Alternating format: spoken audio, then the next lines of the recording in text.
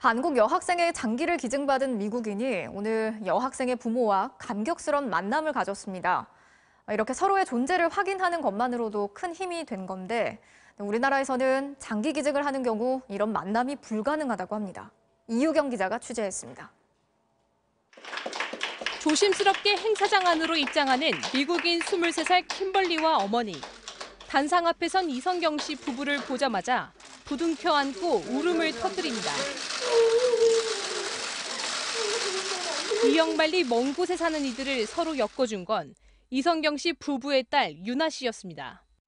미국 유학 중이었던 유나 씨는 4년 전 교통사고를 당해 뇌사 상태에 빠졌습니다.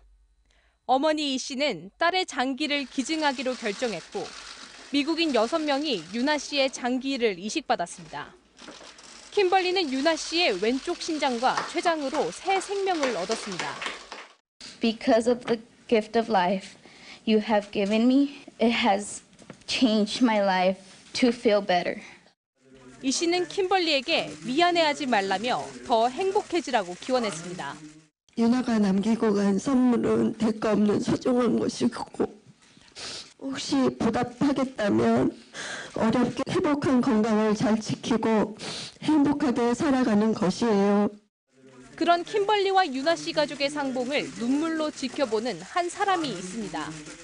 9년 전 33살이던 아들을 뇌출혈로 떠나보낸 어머니 장부순 씨입니다. 당시 장 씨는 뇌사 상태에 빠진 아들의 장기 기증을 결심했습니다. 장기 기증을 하면 내 아이가 이 세상에 살아있을 거라고 생각이 들어서 수십 명의 생명을 살리고 갔다고는 나왔더라고요. 장 씨는 아들의 장기를 이식받은 사람들이 누구인지 알고 싶습니다. 그분들이 건강하다는 것만으로도 제가 기증했다는 것 자체에 대한 어떤 보람도 느끼고 또 우리 아이도 기뻐하지 않을까 하는 마음으로. 하지만 우리나라 장기기증법은 금전적인 요구를 할 수 있다는 우려 때문에 유가족과 이식받은 사람이 서로 알지 못하도록 막고 있습니다. 그래서 장 씨는 이식받은 사람들을 위해 매년 병원을 찾아 50만 원을 기부하는 걸로 허전함을 달랩니다. 이식인들도 면역약을 먹어야 된대요. 평생을 전 처음으로 그때 알았거든. 많은 돈은 아니지만 조금을 보내면서도 그 환자들을 위해서 써달라고. 하지만 미국이나 영국에선 유가족과 이식인이 서로 동의할 경우 편지를 보내거나 만날 수 있습니다. 구체적인 주소나 이름 같은 개인정보를 삭제한 채 감사를 표하거나 안부를 묻는 편지를 보내도록 장기기증 기관이 중재하는 겁니다. 킴벌리와 유나 씨의 부모님도 이런 방식을 통해 만날 수 있었습니다.